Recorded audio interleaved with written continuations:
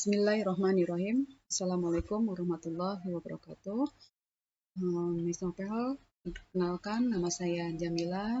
Saya mahasiswa D4 Kebidanan Program Studi Kebidanan Universitas Nasional.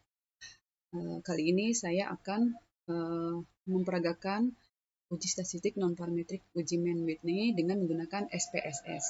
Sebelum saya mempraktekkan uji Mann-Whitney pada SPSS, saya akan membahas sedikit apa itu uji Mann-Whitney. Uji Mann-Whitney test adalah salah satu uji statistik non-parametrik yang digunakan untuk uji sampel bebas independen yang berjumlah 2 sampel serta keduanya tidak saling berhubungan satu dengan yang lainnya. Uji ini mempunyai tujuan yang sama seperti uji T pada statistik parametrik.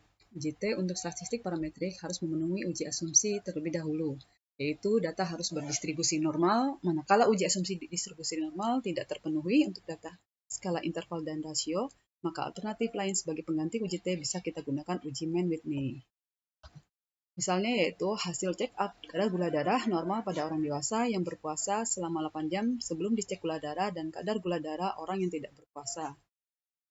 Sini ada datanya, yaitu ada 2 sampel, ada 2 variabel, di mana ada 25 sampel yang diteliti. Dari data di atas, seorang bidan ingin mengetahui apakah terdapat perbedaan secara signifikan kadar gula darah normal pada orang dewasa yang berpuasa dan kadar gula darah orang yang tidak berpuasa. Hipotesis untuk kasus di atas, HO tidak ada perbedaan secara bermakna antara kadar gula darah normal pada orang dewasa yang berpuasa dengan kadar gula darah orang yang tidak berpuasa. Pengujian statistik berdasarkan nilai Z dan probabilitas. Jika Z hitung kurang Z-table atau nilai signifikan lebih dari 0,05, maka HO diterima. Jika Z hitung lebih dari Z-table atau nilai signifikan kurang dari atau sama dengan 0,05, maka HO ditolak.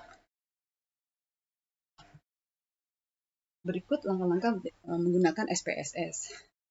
Yang pertama, kita buka program SPSS sampai muncul seperti gambar berikut ini. Sebelah kiri bawah ada pilihan. Di sini ada pilihan data view dan variable view. Sekarang kita klik variable view untuk kita isi variabel. Baris pertama kita isi ini adalah kolom pertama adalah kadar gula.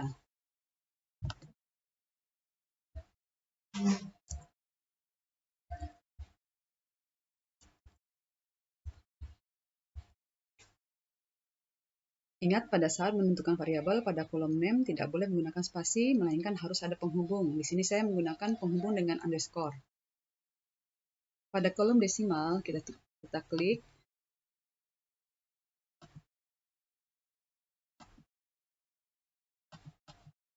nol. Pada label kita klik kadar gula.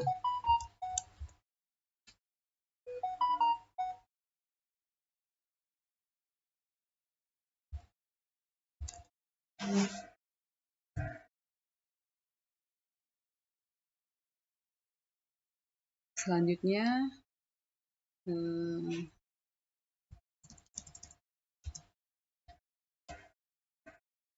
untuk yang kedua, kolom kedua kita isi kelompok.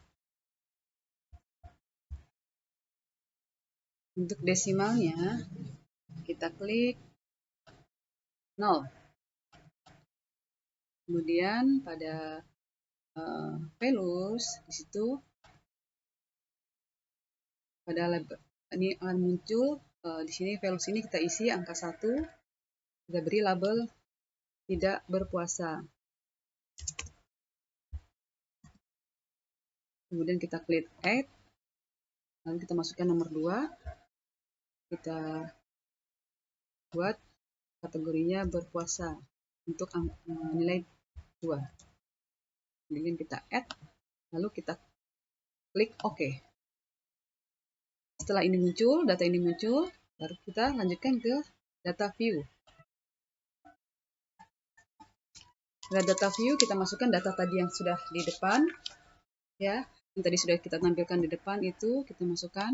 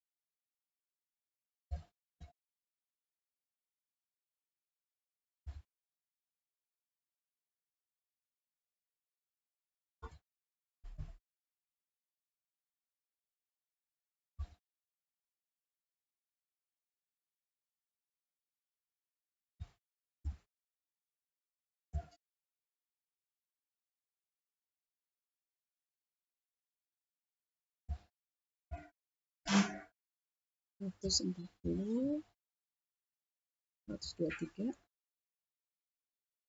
60. Sini ada 25 sampel, 84, 08, 9, dan 109.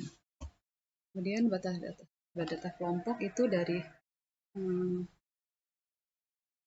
pertama kita masukkan 1, kategori 1 sampai sampel ke-13.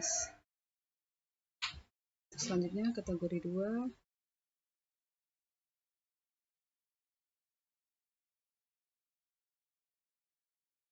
ya. Nah, setelah sini kita masukkan, kemudian kita klik analyze, lalu non-parametric, legacy dialog, to independent sample.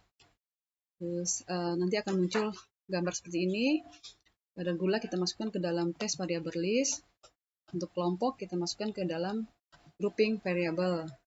Kita klik define group. Yang pertama kita tulis di grup 1 kita tulis angka 1, di grup 2 kita tulis angka 2. Kemudian kita klik continue. Lalu kita klik di sini kita klik OK. Setelah kita klik OK, di sini akan terlihat gambar seperti ini, ya.